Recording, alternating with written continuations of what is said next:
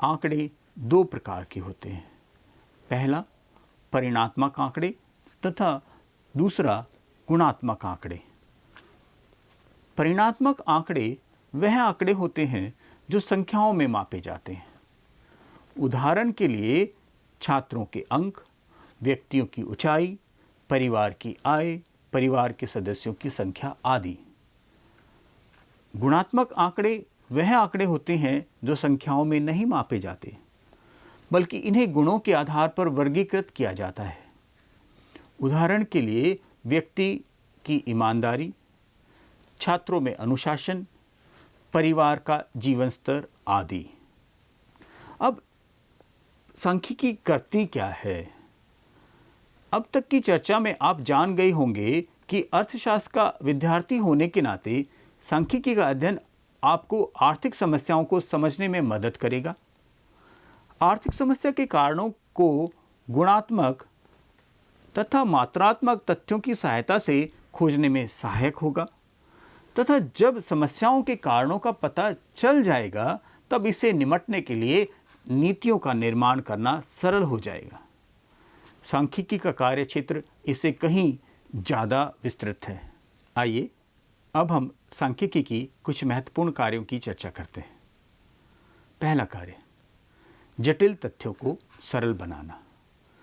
सांख्यिकी विधियों के द्वारा जटिल तथा वृहत तथ्यों को सरल तथा बोधगम्य बनाया जाता है। अपरिष्कृत संख्यात्मक तथ्य सामान्यतः बहुत बड़े तथा समझने में कठिन होते हैं।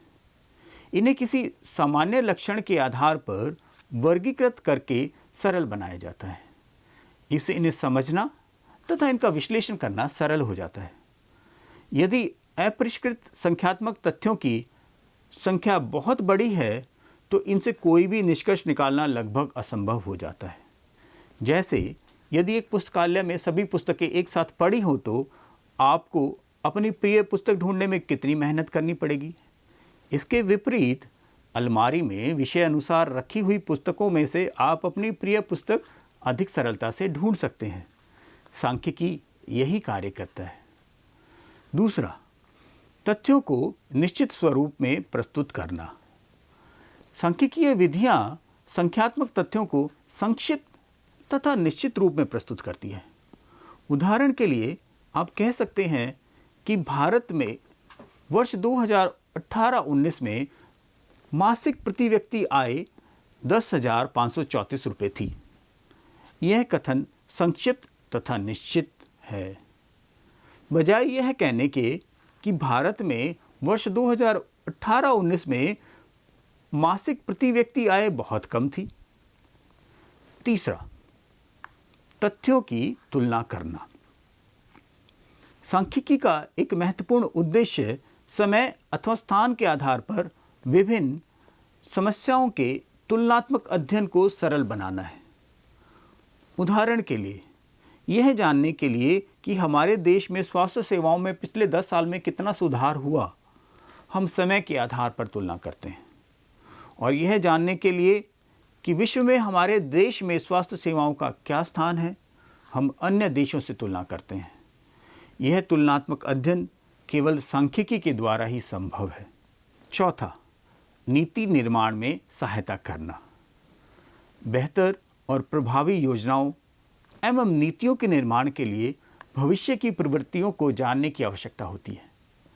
यदि शिक्षा के लिए नीति बनाते समय 10 वर्ष पश्चात छात्रों की संख्या का अनुमान नहीं लगाया जाएगा तो शिक्षा संबंधी भौतिक संरचना कम बढ़ जाएगी तथा बेहतर शिक्षा सुविधाएं नहीं दी जा सकेंगी। एक आर्थिक योजनाकार सांख्यिकी की सहायता से संख्यात्मक तथ्यों के आधार पर 10 वर्ष पश्चात विद्यार्थियों की संख्या का अनुमान लगा सकता है तथा उसे ध्यान में रखते हुए बेहतर योजना तथा नीति बना सकता है। पांचवा, विभिन्न तथ्यों के बीच में संबंधों का अध्ययन करना। सांख्यिकी का प्रयोग विभिन्न आर्थिक कारकों के बीच संबंधों को ज्ञात करने के लिए किया जाता है। अर्थशास्त्र में हम कीमत तथा मांग, कीमत तथा पूर्ति, आगतों की कीमत तथा पूर्ति, मांग की लोच तथा कीमत आदि ऐसे अनेक संबंधों को जानने की कोशिश करते हैं। यह केवल सांख्यिकी की सहायता से ही संभव होता है। कभी कभी अर्थशास्त्री दो चरों के बीच संबंध की कल्पना करके इसका परीक्षण करते हैं और यह जांच करते हैं कि उनकी पूर्व धारणा यानी हाइपोथेसिस वैध है या नहीं है।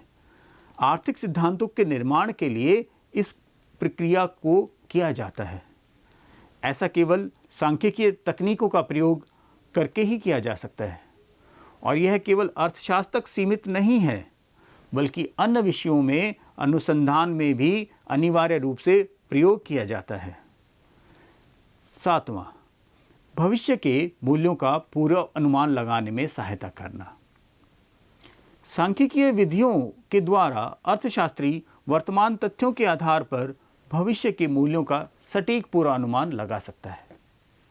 नीति निर्धारक, उत्पादक, विपणन प्रबंधक आदि पिछले वर्षों के आंकड़ों के आधार पर आने वाले वर्षों की संभावित आवश्यकता का अनुमान लगा सकते हैं तथा उसे पूरा करने के लिए प्रभावशाली योजना बना सकते हैं।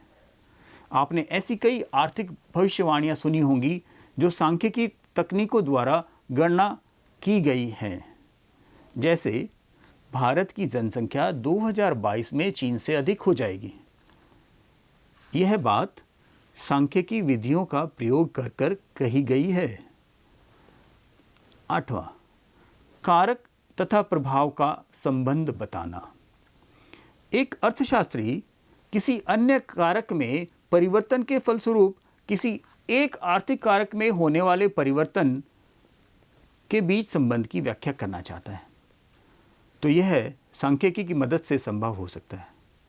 निवेश में वृद्धि करने के फलस्वरूप राष्ट्रीय आय पर क्या प्रभाव पड़ेगा, इस प्रकार का कोई भी कार्य प्रक्रिया विश्लेषण सांख्यिकी के ज्ञान के बिना संभव नहीं है। इस स्थिति में प्रतिगमन विश्लेषण यानी रिग्रेशन एनालिसिस द्वारा कारक तथा प्रभाव के संबंध को बताया जा सकता है तथा एक तथ्य में परिवर्तन होने के फलस्वरूप दूसरे में होने वाले परिवर्तन की मात्रा को ज्ञात किया जा सकता है।